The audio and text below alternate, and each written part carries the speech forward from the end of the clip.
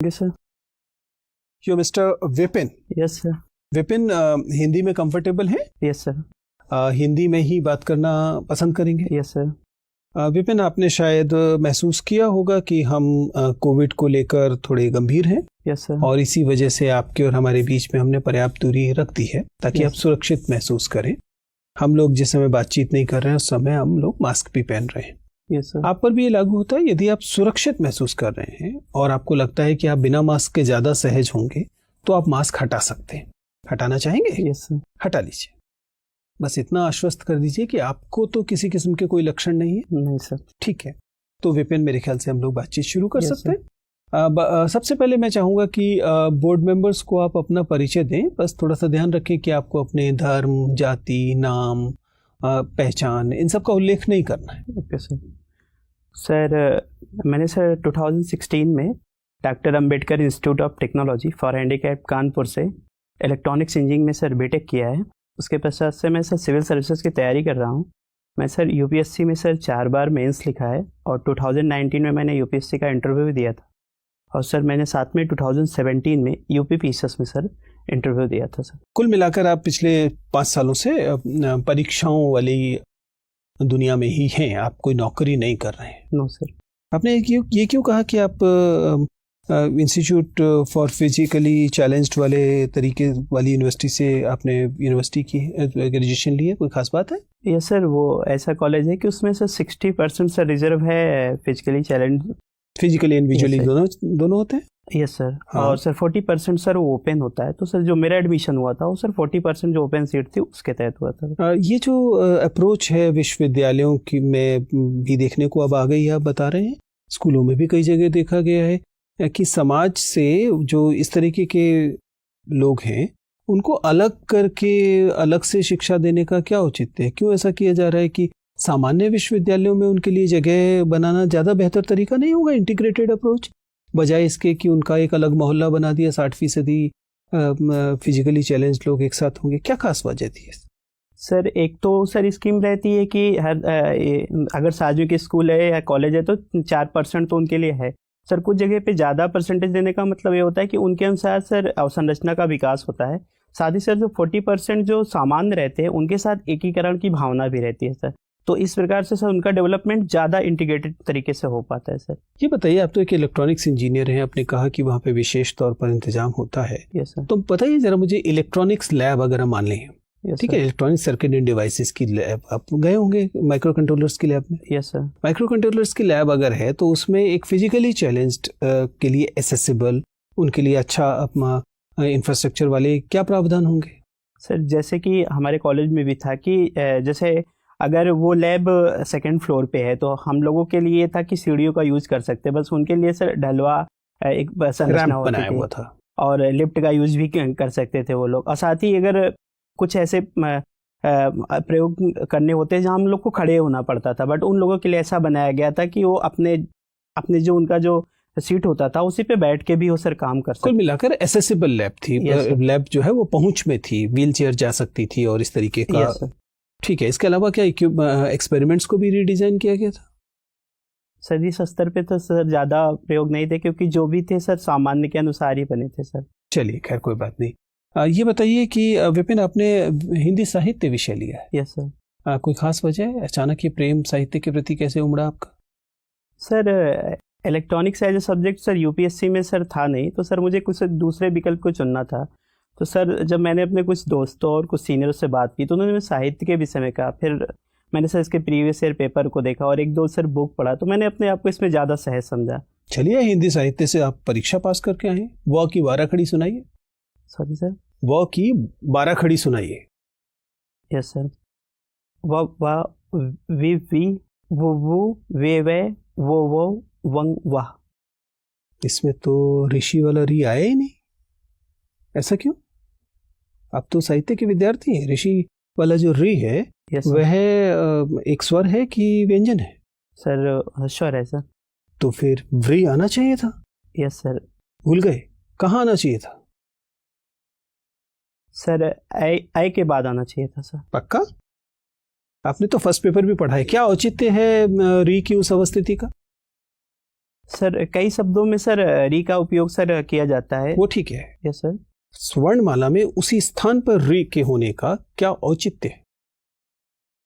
Sorry sir, इस विषय में सर मुझे जानकारी बाकी सब मात्राओं में ह्रस्व और दीर्घ है, तो Yes, sir. री में ह्रस्व और दीर्घ क्यों नहीं है? जहाँ तक सर मैं याद कर पा रहा हूँ सर, री में भी सर होता है सर, एक ह्रस्व री होता है और एक दीर्घ री होता है। अभी तो सर प्रचलन की दृष्टिकोण से सर दीर्घ री का प्रयोग लगातार सर सरलीकरण की प्रक्रिया में कम होता गया था। चलिए जाके एक बार देख लीजिएगा। सर आप पूछें। Yes Vipin ji, yes sir. ये बताइए कि फ्रिक्शनल अनएम्प्लॉयमेंट, घर्षणात्मक बेरोजगारी क्या होता है? सर जब कोई व्यक्ति किसी दूसरे रोजगार के लिए सर, जब अपना रोजगार किसी चेंज करता है और दूसरे रोजगार की ओर सर वो जाता है, तो इस दौरान जो एक बेरोजगारी का फेस करता है सर, उसी को सर घर्षणात्मक बेरोजगारी कहते हैं। अभी हाल ही में समाचार पत्रों में गिग इकोनॉमी के बारे में बड़ा चर्चा है। Yes sir. क्या होता है ये कंसेप्ट, क्या है गिग अर्थव्यवस्था? सर गिग इकोनॉमी में सर ये होता है कि जो एक प्रकार से ये सर, इसमें जैसे कि आज हम उबेर को देखते हैं या फिर फ्रीलांसर को देखते हैं, या डायरेक्ट इसमें जो कंपनी होती है वो सीधे कांटेक्ट करती है सर लेबर फोर्स से, और कुछ एक विशेष टास्क के तहत उनको कुछ टाइम के लिए सर रिक्रूट करते हैं। तो सर ये गिग इकोनॉमी का सर कॉन्सेप्ट है बस। सर इसके तहत जैसे कि सर अगर हम देखें तो आज जैसे कि सॉफ्टवेयर और इसका लगातार टेक्नोलॉजी का प्रयोग बढ़ रहा है, तो इस दौर में भी जितने जॉब मिलते हैं कुछ समय के लिए, ये सर भी। चलिए विपिन जी बताइए कि मंदी, अर्थव्यवस्था में मंदी और सुस्ती का क्या अर्थ है? सर सुस्ती, जब 2 क्वार्टर के बीच अगर ग्रोथ रेट पिछले क्वार्टर से अगले क्वार्टर में कम हो जाती है तो सर ये सुस्ती होती है। बट अगर 2 क्वार्टर में सर निगेटिव रह जाती है तो ये मंदी होती है। Are you sure?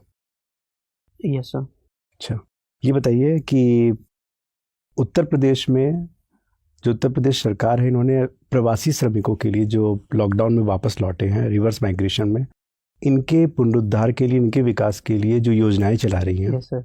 आप उनमें से कम 3 योजनाओं के नाम बता सकते हो? Yes sir. बताइए। तो सर गरीब कल्याण योजना है सर, ये एक फ्लैगशिप स्कीम है। दूसरा सर ये है कि स्किल मैपिंग की जा रही है, जिसके तहत इनके कुछ कौशल को बढ़ाया जा रहा है। तीसरा सर ये है कि मनरेगा जो है सर, उसके तहत कार्य दिवस बढ़ा दिए गए हैं, जिससे कि यहाँ से जाने वाले जो श्रमिक हैं उनको अतिरिक्त तौर पे रोजगार मिल सके। जी जल्दी से मुझे कोविड-19 का अर्थव्यवस्था पर पड़ने वाले 5 सकारात्मक प्रभाव को गिना दीजिए। सर एक तो सर अर्थव्यवस्था में सर हमने आत्मनिर्भर भारत जैसे एक नए चीज़ की शुरुआत की है, जिससे सर रिफॉर्म बड़े स्तर पे हो रहा है सर। दूसरा ये है सर वर्क टू होम बढ़ा, तो इससे क्या हुआ कि सर जो एक कार्यस्थल पे शोषण की समस्या थी महिलाओं की, वो कम हुई है सर इससे। तीसरा सर ये हुआ कि रोजगार में सर कहीं ना कहीं वृद्धि हुई है, जैसे कि हमारा मनरेगा के तहत ही लगातार रोजगार घरेलू स्तर पर बढ़ा है, जिससे सर असेट रिफॉर्म बढ़े हैं। बाकी सर अगर हम देखें तो हमारे अर्थव्यवस्था में सर टेक्नोलॉजी का प्रयोग सर बढ़ा है, जैसे कि हम अब एआई और रोबोटिक्स की बात लगातार कर रहे हैं, क्योंकि ये सेफ भी है और क्योंकि कोविड के दौरान इसका प्रयोग भी बृहद स्तर पे हुआ। और सर 5वां सर हम बायोटेक्नोलॉजी के क्षेत्र में अपने R&D को सर बढ़ा रहे हैं, जैसे हमने बल्क ड्रग पार्क की स्थापना के लिए भी बात की है सर। उत्तर प्रदेश में ट्रांसजेंडर एक विश्वविद्यालय की स्थापना की जा रही है, कहाँ पर? सर अभी मैं सर गेस चलिए कोई बात नहीं, over to sir. Vipin ji. Yes sir. मुझे बताएं आपने किस विश्वविद्यालय से, यूनिवर्सिटी से ग्रेजुएशन किया है? Sir doctor APJ Abdul Kalam technical university. ठीक है। अभी हाल ही में उत्तर प्रदेश में एक कानून को पास किया गया कि विधि विरुद्ध धर्म परिवर्तन कानून। yes. इसमें विधि विरुद्ध क्या है सर? यदि 2 व्यक्ति एडल्ट मेल फीमेल अपनी इच्छा से शादी का निर्णय लेते हैं, एक साथ जीवन व्यतीत करने का निर्णय लेते हैं, इसमें विधि विरुद्ध क्या है? सर इसमें कहीं भी ये नहीं कहा गया है कि वो अपना शादी नहीं कर सकते हैं, बस इसमें ये कहा गया है कि उनको पहले से इस विषय में जानकारी देनी होगी। और जो कि सर संविधान का अनुच्छेद 25 का आर्टिकल जहाँ ये कहता है कि सभी को अपने धर्म के प्रचार प्रसार करने का अधिकार है, वहीं आर्टिकल 25 का ही जो सेक्शन 2 है वो कहता है कि किसी को जबरन धर्म परिवर्तन नहीं कराया जा सकता है। जब एक महिला या पुरुष अपनी मर्जी से ये निर्णय लेते हैं जो कि 18 वर्ष की उम्र से ऊपर हैं, यस सर। वहाँ पे फोर्सफुल कन्वर्जन या इस तरीके से जो धर्मांतरण होते हैं उनकी गुंजाइश बचती है क्या? सर ऐसा कुछ मामलों में सर देखा गया है, इसलिए सर ये इस कानून को में भी लाया गया है। कितने प्रतिशत मामले होंगे ऐसे, कुछ आइडिया? सॉरी सर, मुझे इस बारे में ज़्यादा जानना। कुछ मामलों के ऊपर सरकार का ध्यान काफ़ी अधिक है, जबकि ऐसे बहुत से मामले हैं जिन पे सरकार को अधिक ध्यान देना चाहिए।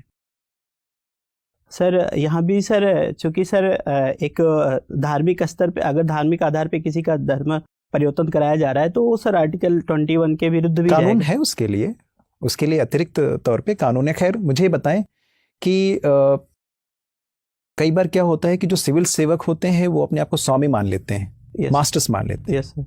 अक्सर ये होता है कि वो सेवा प्रदाता होते हैं, यस सर। ठीक है, सर्विस प्रोवाइडर्स होते हैं। ये स्थिति कब उत्पन्न हो जाती है? सर अगर सर जनता में सर अपने अधिकारों को लेके कमी है और सिविल सेवकों में सर विवेकाधीन शक्तियों की अधिकता है और शक्तियों का केंद्रीकरण अधिक है, तो सर सिविल सेवकों के स्वामी बनने की जो प्रोबेबिलिटी होती है सर वो अधिक हो जाती है। अभी हाल ही में सीतापुर में एक केस आया ट्रैक्टर्स रैली को लेकर कि वहाँ के एसडीएम ने कुछ किसानों से 50,000 से लेकर 5 लाख रुपए तक के बॉन्ड्स भरने की जो है एक नोटिस भिजवाया उन्हें कि ये किस तरीके की शक्तियां हैं जहां पे एक सिविल सर्वेंट अपने आप को सेवा प्रदाता न समझकर स्वामी समझने लगता है। सर सीआरपीसी का सर सेक्शन 133 कहता है कि अगर किसी आधार पे सर अगर जो लोग हैं उनको बाधाएं होती है तो सर इस संबंध में सर संबंधित जो जिला प्रशासन है वो सर नोटिस जारी कर सकता है। तो अगर इस आधार पे किया गया हो कि जिससे कि लोगों को बाधाएं ना हो तो सर किया जा सकता है सर। ठीक है, ऐसा कहा गया है कि समूह की जो प्राथमिक इकाई है परिवार या फिर समुदाय या समाज, ये दोनों ही अब लोकतांत्रिक नहीं रह गए हैं। Yes sir. क्या आप इस बात से सहमत हैं? परिवार लोकतांत्रिक नहीं रह गए हैं और उनसे जुड़े हुए जो कम्युनिटी या जो ऑर्गेनाइजेशंस हैं वो भी, उनका जो चरित्र है वो थोड़ा गैर लोकतांत्रिक सा होने लगा है। क्या आप इस बात को समझ पाते हैं, देख पाते हैं? सर मैं सर इस बात से पूरी तरीके से सहमत नहीं हूँ, क्योंकि सर आज भी परिवार महत्वपूर्ण इकाई है और परिवार से ही जुड़े हुए जो हमारी सिविल सोसाइटीज आगे बनती है वो सर विभिन्न क्षेत्रों में डेवलपमेंट के लिए कार्य करती हैं। यद्यपि कुछ सिविल सोसाइटीज सर इस संबंध में उनका जो नकारात्मक रुख भी देखा गया है सर। ठीक है, मुझे ये बताएं कि हाल ही में सुप्रीम कोर्ट ने अभी 1-2 दिन पहले ही, बल्कि आजकल में ही अपना एक डिसीजन दिया कर्नाटका विधान परिषद से रिलेटेड कि विधान परिषद अब बैकडोर, कुछ ऐसे प्रत्याशियों के लिए बैकडोर एंट्री का सबब बन गए हैं जिन्हें विधानसभा के द्वारा जगह नहीं मिलती है, वो हार गए होते हैं, हारे हुए प्रत्याशियों के लिए। आपको लगता है कि इस तरीके के अब अनिवार्यता विधान परिषद के समाप्त कर देना चाहिए भारतीय राज्यों में, क्योंकि एक तरीके से करप्शन का गढ़ तरीके से बन गए हैं? मैं सॉरी सर, मैं पूरी तरीके से सहमत नहीं हूँ कि समाप्त कर देना चाहिए, क्योंकि सर अभी भी विधान परिषद की आवश्यकता है। जैसे कानूनों में सुधार की बात हो या फिर कुछ अगर नए कानून बनाने के लिए इनिशिएटिव भी ले सकते हैं। हाँ, यद्यपि सर विधान परिषद में सुधार की आवश्यकता है, जैसे सर उनके कार्य दिवसों की संख्या को निश्चित किया जा सकता है और जो विधान परिषद से रिलेटेड जितनी हमारी समितियां होती हैं उनकी उत्पादकता को सर बढ़ाया जा सकता है। ठीक है, ओके। विपिन ये बताइए कि हिंदी साहित्य वाला हिस्सा है उसमें सबसे हाल फिलहाल की जो नई धाराएं हैं, मसलन दलित साहित्य है, स्त्रीवादी साहित्य है, आप तो एक विकलांग विश्वविद्यालय से भी आए हैं तो डिसेबल्ड वाला डिस्कोर्स, हिंदी साहित्य में इनका जो इनमें जो सक्रियता है वो अन्य भाषाओं, विदेशी तो छोड़ दीजिए, अंग्रेजी तो छोड़ दीजिए, अन्य भारतीय भाषाओं से भी कमतर दिखाई देती है। क्या वजह है? क्या हिंदी इतनी बड़ी भाषा होने के बावजूद अभी भी काफ़ी सामंती किस्म की भाषा है साहित्य के संदर्भ में? सर मुझे लगता है कि सर हिंदी चूँकि सर भावनात्मक रूप से भाषा के रूप में जुड़ती है, इसलिए सर हिंदी में चाहे वो दिव्यांगजन हो, महिला हो या दलित हो, सबके लिए एक जो सहानुभूति होती है और वहाँ से जो एक लेखक रचनाकार निकलते हैं वो अपनी सर अनुभूतियों को रचनाओं के माध्यम से पेश करते हैं। इसीलिए सर हर क्षेत्र में सर हिंदी साहित्य के विकास को सर देखा जा सकता है। यद्यपि लेकिन हमें डिस्कोर्स के लेवल पर वह परिपक्वता हिंदी के लेखन में क्यों नहीं दिखाई देती जो मसलन हमें बांग्ला में दिखाई देती है, मराठी में दिखाई देती है। अंग्रेजी की बात तो अभी छोड़ देते हैं, अंग्रेजी के तो और दूसरे कारण हैं उसमें इतनी अधिक सक्रियता दिखाई देने के। अन्य भारतीय भाषाओं में भी, जो कि अपेक्षाकृत छोटे क्षेत्र की भाषाएं हैं, हमें अधिक डिस्कोर्स जो है वो परिपक्व दिखाई देता है। सर ना दिखाई देने का कारण सर ये हो सकता है कि सर जो अभी हिंदी भाषा में सर अगर हम बात करते हैं तो आधुनिकता के साथ नए नए सर शब्द आते जाते हैं, और हिंदी में सर शब्दों को लेके जो समस्या है परिभाषिक शब्दावलियों के लेके, वो कहीं ना कहीं अभी एक समस्या का कारण है। दूसरा सर भाषा को लेके सर एक जो है कि हिंदी में अभी सर पूरे भारत में हिंदी को अभी उतना उस स्तर पर सर सम्मान नहीं मिल पाया जैसे कि सर दक्षिण में हो या फिर पश्चिम बंगाल में हो। तो सर अभी भी हिंदी में कुछ ही राज्यों में सर सक्रियता है, तो सर उसका असर सर लेखन पे भी सर दिखता है। चलिए, आप तो हिंदी के विद्यार्थी हैं और आपने शब्दों की बात की। जाने से पहले मुझे ऐसे 5 हिंदी शब्द बताइए जिनका जन्म आपके अनुसार पिछले दशक भर में हुआ है, उससे पुराने नहीं है। कोई 5 शब्द। सर एक तो सर आर्टिफिशियल इंटेलिजेंस, इसका सर कृत्रिम बुद्धिमत्ता सर, इससे ये तो अनुवाद है, शब्द कहाँ है? आप समझ पा रहे हैं मैं आपसे? आप कृत्रिम शब्द भी पहले से था, बुद्धिमत्ता शब्द भी पहले से था। ऐसे 5 शब्द बताइए जो हिंदी भाषा ने जने हैं, पिछले पद उनको पैदा किया है पिछले 10 सालों में, 5 सालों में। कोई भी 5 शब्द, हर साल कम से कम 100-150 शब्द तो आते ही हैं नए। सॉरी सर, अभी मैं आप एक भी नया शब्द नहीं खोज पा रहे हैं? सॉरी सर, नहीं। ठीक है, कोई बात नहीं विपिन, आपसे बात करके हम लोगों को बहुत अच्छा लगा। आपका इंटरव्यू समाप्त होता है, आप जा सकते हैं। Thank you sir, thank you, thank you sir. आइए बैठिए विपिन। विपिन, आपका इंटरव्यू मंडे को है? Yes sir. ओके, बताइए आपके हिसाब से ये कैसा गया साक्षात्कार? कहाँ आपको लगा कि आपने ठीक किया है? कहाँ आपको लगता है कि सर यहाँ थोड़ा सा कुछ सुझाव दे दीजिए? सर मुझे अंदर से कॉन्फिडेंस नहीं आया सर। ये सिर्फ मतलब ये पूरे इंटरव्यू के साथ था या किसी एक मेंबर के साथ ज़्यादा था? कुछ सर लिटरेचर में सर लग रहा था सर।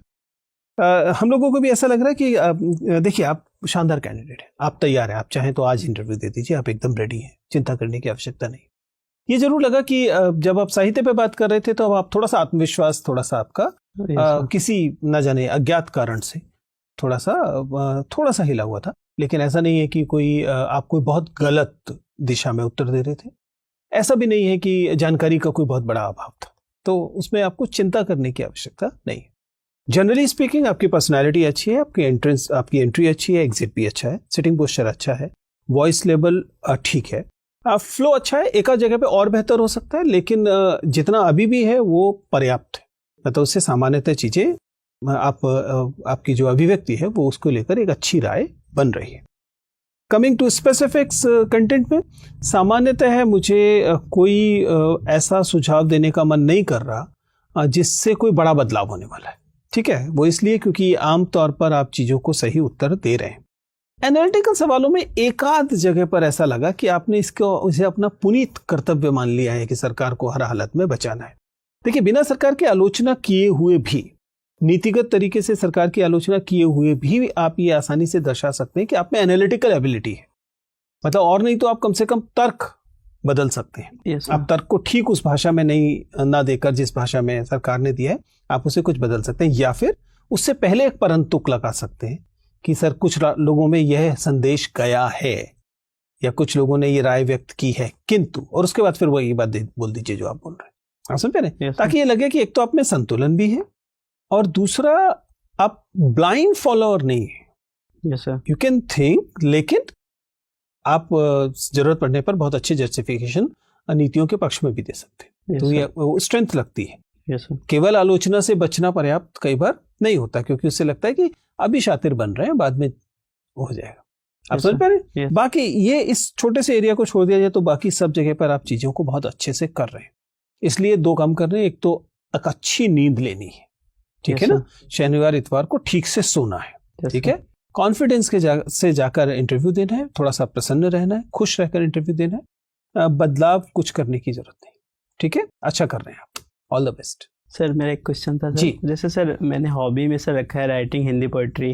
अब साहित्य पे पूछ लिए थे बेसिक, किसी से मुझे लग रहा था कि पता नहीं आप उसे कैसे डिफेंड करेंगे, पर देखिए साहित्य पे ज़्यादा चिंता इसलिए नहीं करनी है कि ये कोई ऐसी चीज़ नहीं है जिसे आप 2 दिन में बदल लेंगे। Yes sir. ठीक है ना, इसलिए ज़्यादा ज़्यादा क्या कर सकते हैं, जो एनालिटिकल चीज़ें हैं उस पर बात कर लीजिए, साहित्य की समझ पे बता दीजिए, एक आध कविता याद करके जाइएगा जो अपनी वाली होगी, यस सर। मौका मिल जाए तो झट से सुना दीजिएगा, बिल्कुल इतना सा भी हिचकना नहीं। Yes sir. ऐसे जाना है जैसे कि आप एकदम तैयार होके गए हैं और उसको सामने रख दिया, भले और बड़ी मत रखिएगा कविता, यस सर। मुश्किल से 3 पंक्ति 10 पंक्ति नहीं होनी चाहिए, 4 पंक्ति 5 पंक्ति, बात खत्म। ठीक तो है, सर जैसे बड़ी कविताएं, बड़ी कविता है तो उसका कही सर, बड़ी कविता छोटे। तो लंबी है Yes. लेकिन उसमें से 4 पंक्ति है, बात खत्म। ठीक है ना, यस सर। और जो उसकी सबसे इंपॉर्टेंट पंक्तियां वो बता दीजिएगा, उसके सारे एरियाज को अच्छे से एनालाइज कर लीजिएगा पहले से। Yes sir. आपने किस प्रतीक का इस्तेमाल किया, किस रूपक का इस्तेमाल किया, इसके लिए क्या प्रतीक रूपक हो सकते थे, दूसरे लोगों ने क्या इस्तेमाल किया हुआ है, कुछ भाव सामने कहाँ किस कविता से दिखाई देता, वगैरह वगैरह देख लीजिए। Yes sir. ठीक है। Yes sir.